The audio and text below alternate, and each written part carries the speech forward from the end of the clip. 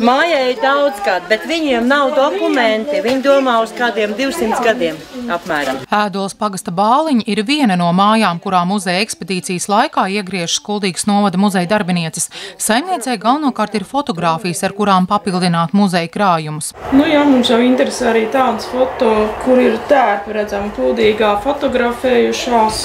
Es domāju, ka tas ir vajadzīgs, lai jaunie tagad, lai skatītos. Mācītos. Man jau nav nekas īpašs saglabājies. Bildes, jā.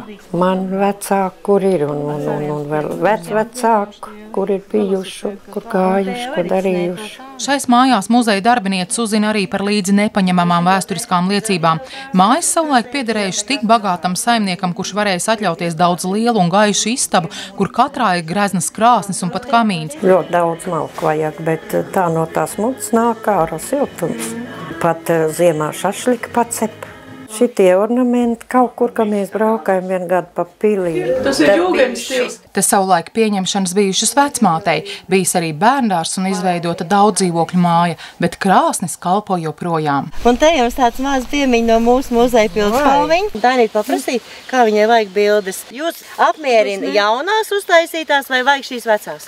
Jaunās. Mums, godīgi sakot, labāk der vecās, un jaunās ir skaidrāks.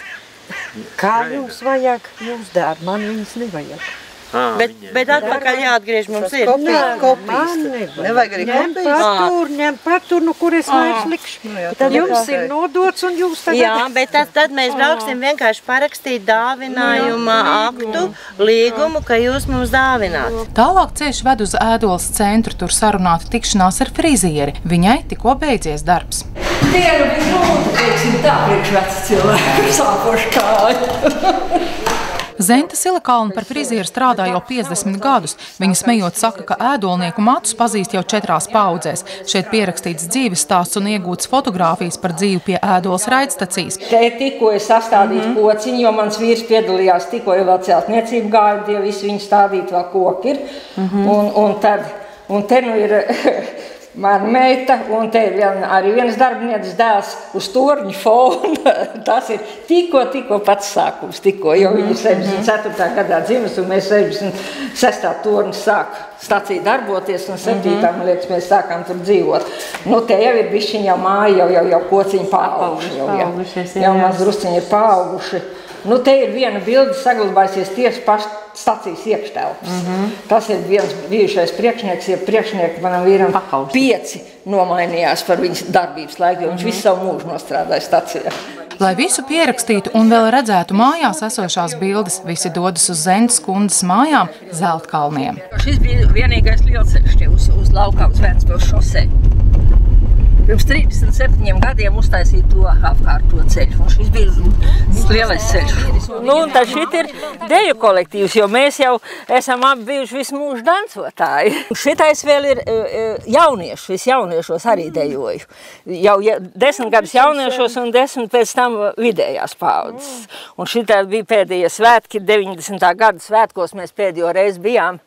Un ar to mūsu kolektīvs izbeidzās, un tagad jau no šitā bariņa ir diezgan daudz, jau ir zem zemes. Pēc 30 gadu pārtraukuma Kuldīgas novada muzeja darbinieces ekspedīcijas atsākušas pagājušajā gadā, tad ceļots pa Īvānas pagastu. Tagad 2 nedēļas atvēlēts Ēdoles pagastam. Kopumā pabūts aptuveni 100 mājās. Ekspedīcijā galvenais uzsvars likts uz 2. pasaules kara represiju un atmodas laika liecību vākšanu arī šodien. Šogad mums vairāk ir tieši fotogrāfijas un stāsti, intervijas ar cilvēku. Kā viņš nonāca šī vietā, ko viņš darījis ir līdz šim. Te ir ļoti varenas saimniecības bijuši. Varenas, es pilnīgi to varu pateikt 3 reizes, apgalvojot, ka ar tādiem laukakmeņu kultīm, rijām, tur staļiem, pagrabiem, kas ir sabrukuši, bet vareni ir bijuši šeit saimniecība. Ne par vēl te ir arī 201 izvestais cilvēks uz Sibīriju 49. gadā. Es domāju, ka mēs ļoti daudz ko uzzinām, kas vēl ir saglabājies. Un cilvēki patiesībā viss ir brīnišķīgi. Cits pats saka paldies, ka mēs iegājuši, ka šī dienā viņam bija kaut kāda pārmaiņa. Man šis rīt cēliens pagāja ātrāk. Un tas ir tā tiešām patīkami. Pēc ekspedīcijas savāktais materiāls tiks apstrādāts, tad ceļš atkal vedīs pie liecību sniedzējiem, lai apstiprinātu, ka viss ir pareizi. Un pēc 30 gadiem šodien savāktais materiāls jau būs interesanta vēstures liecība. Ieva Benefelda, Lants Perševics, Grundes televīzija.